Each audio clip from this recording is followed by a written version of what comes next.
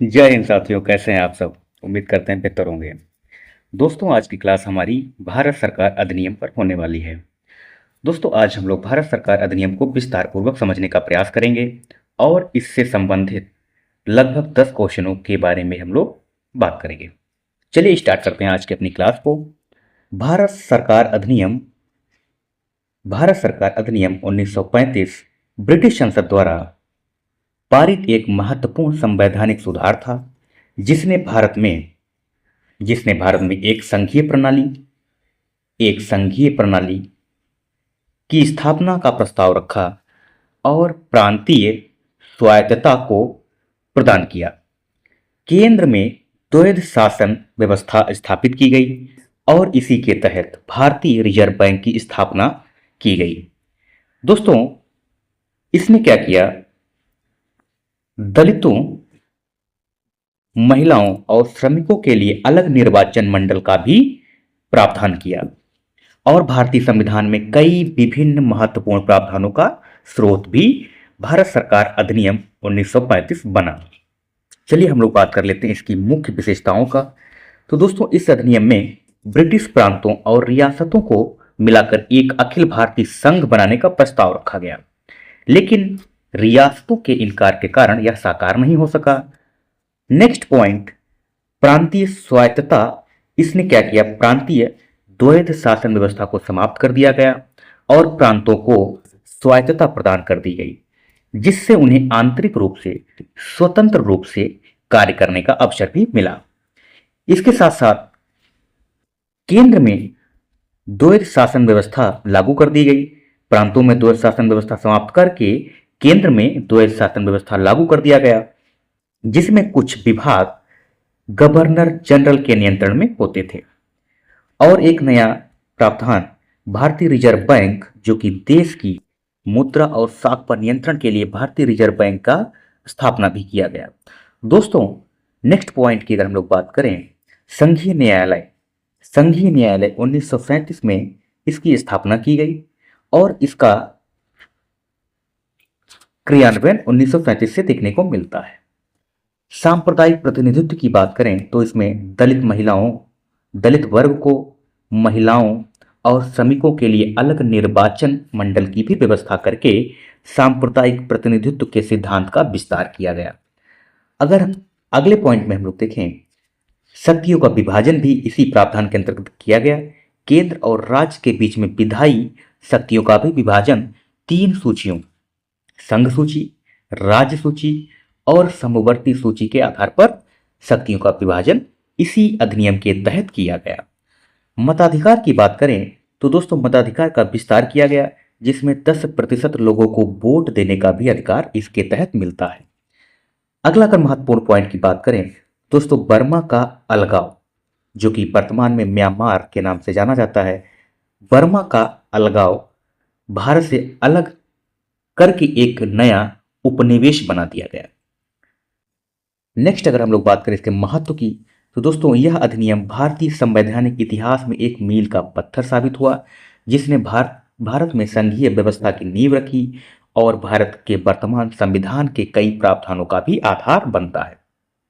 इसके साथ साथ कुछ महत्वपूर्ण बातों की अगर हम लोग चर्चा कर लें तो दोस्तों, संघीय न्यायालय जो कि 1937 में बना, इसमें 7 न्यायाधीश होते थे, एक मुख्य न्यायाधीश और 6 अन्य न्यायाधीश, जिसमें से 6 में से 2 भारतीय होते थे। 2 भारतीय होने का भी प्रावधान किया गया। नेक्स्ट अगर हम लोग बात करें इसी के तहत, भारत परिषद को समाप्त करके भारत परिषद भारत परिषद को समाप्त कर दिया गया। और क्या हुआ? साथ में बर्मा को ब्रिटिश भारत से अलग कर दिया गया। 2 नए प्रांतों का भी निर्माण किया गया।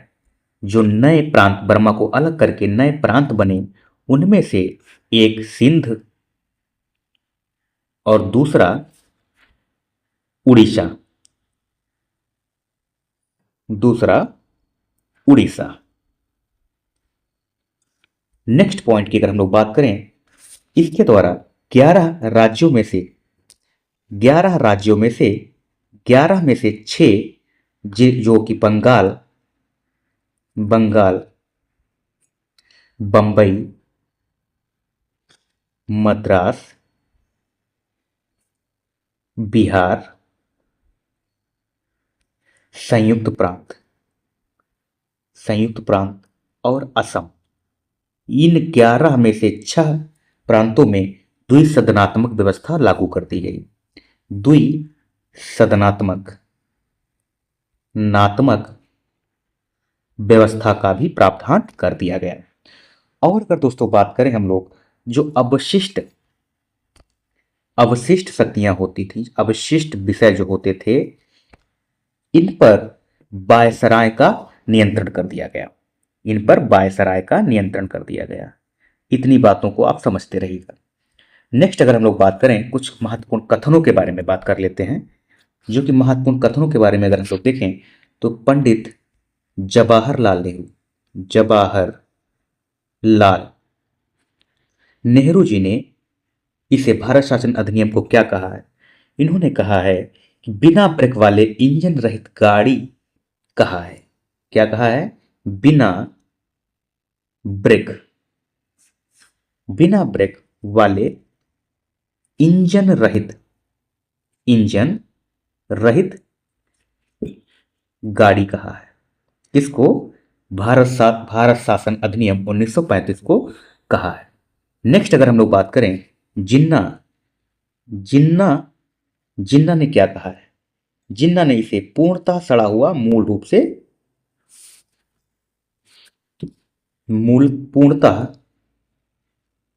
सड़ा हुआ मूल रूप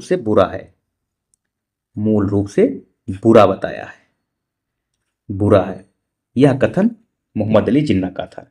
तो अगर हम लोग एक नेक्स्ट कथन मदन मोहन मालवीय जी के कथन की अगर हम लोग बात करें तो दोस्तों इन्होंने कहा है, जो यह एक्ट है भारत सरकार अधिनियम 1935, यह एक्ट ऊपर से लोकतांत्रिक और अंदर से खोखला है।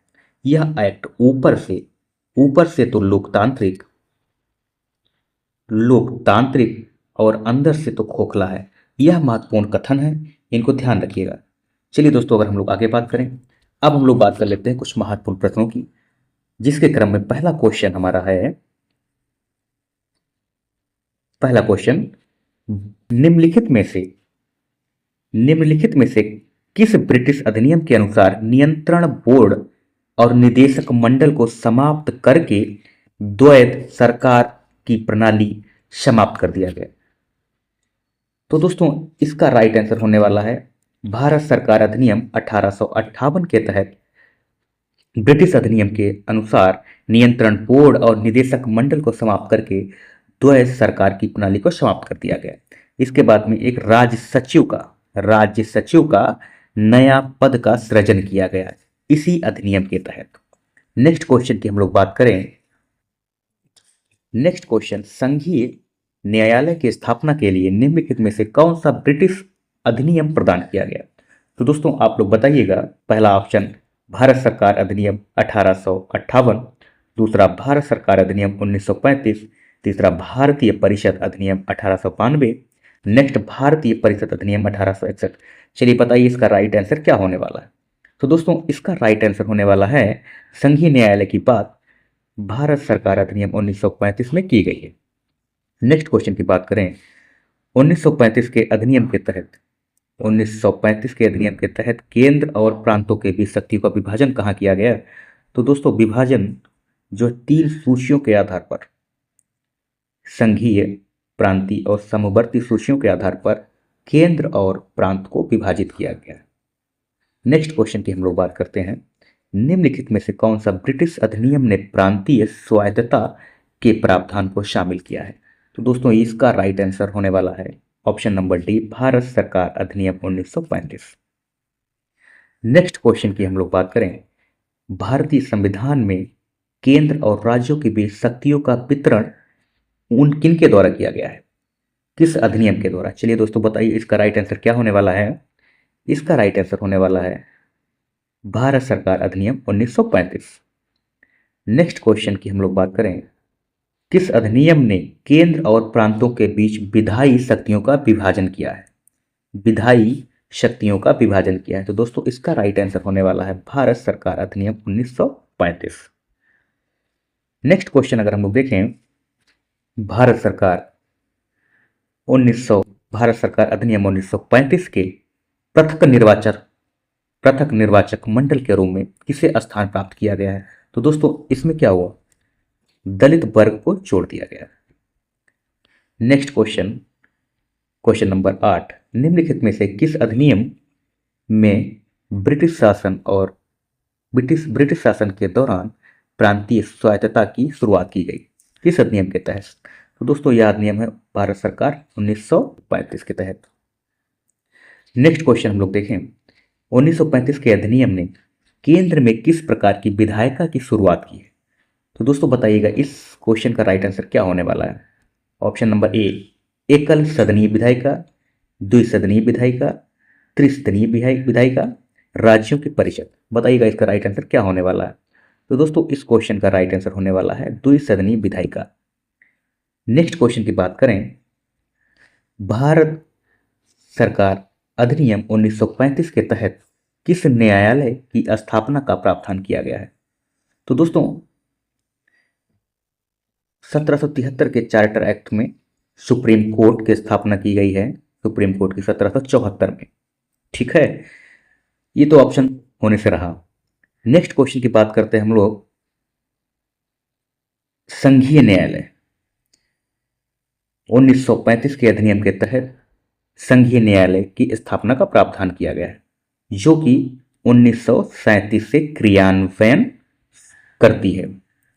नेक्स्ट दोस्तों, जो लोग इस चैनल पर नए हैं वो इस चैनल को शेयर, सब्सक्राइब और बेल आइकन को ऑन कर लेंगे।